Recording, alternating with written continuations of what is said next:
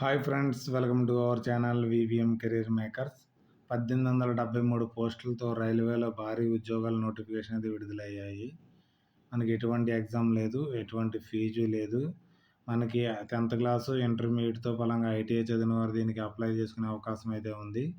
Direct సర్టిఫికేట్లు చూసి ఎంపిక చేయడం జరుగుతుంది. మనకు లాస్ట్ డేట్ వచ్చేటప్పటికి 4th జూను. ఈ నోటిఫికేషన్ పూర్తి వివరాలు తెలుసుకునే ముందర మన ఛానల్ని లైక్ చేయండి. మొదటగా చూస్తున్న వారు సబ్స్క్రైబ్ చేసుకోండి. మీ ఫ్రెండ్స్కి కొలుసుకి షేర్ చేయడం మాత్రం మర్చిపోకండి. మనకి ఈ notification south east central railway నుంచి రావడం అయితే జరిగింది. నోటిఫికేషన్ ఏంటంటే మనకి అప్రెంటిస్ కోసం నోటిఫికేషన్ అయితే విడుదలైంది. చాలామంది సార్ అప్రెంటిస్ కోసం మాకెందుకు చెప్తున్నారు అని అనుకుంటారు. ఫర్ ఎగ్జాంపుల్గా చెప్తున్నాను మీకు. మనకు రైల్వేలో గ్రూప్ టీ పోస్టులకి మనకి 1000 పోస్టులు పడినాయి అనుకోండి. దాంట్లో 20% పోస్టులు ఎవరైతే రైల్వేలో అప్రెంటిస్ చేస్తారో వారి కోసం కేటాయించడం జరుగుతుంది. అంటే మీకు 200 పోస్టులు దాంట్లో మీరు అయితే ఉంటుంది కాబట్టి మీరు కూడా ఈ సర్టిఫికేట్ అప్రెంటిస్ సర్టిఫికేట్ రైల్వేలో చేస్తే మీకు కంపల్సరీ గ్రూప్ డి ఉద్యోగం వచ్చే అవకాశం అయితే ఉంటుంది. కాబట్టి దీనికి ఎవరైతే ఎలిజిబిలిటీ ఉన్నారో వారందరూ అప్లై చేసుకుని అప్రెంటిస్ అయితే చేయండి.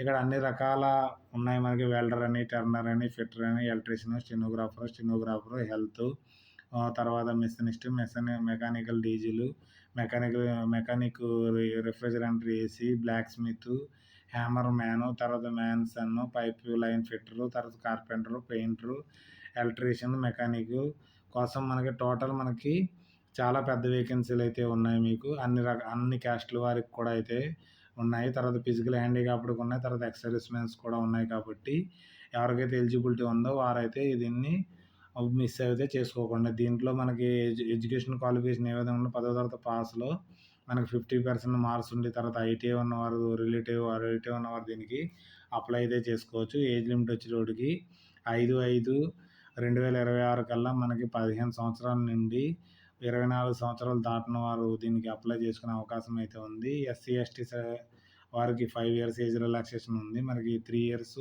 ఓబీసీ వారికి అయితే ఏజ్ రిలాక్సేషన్ అయితే ఉంది.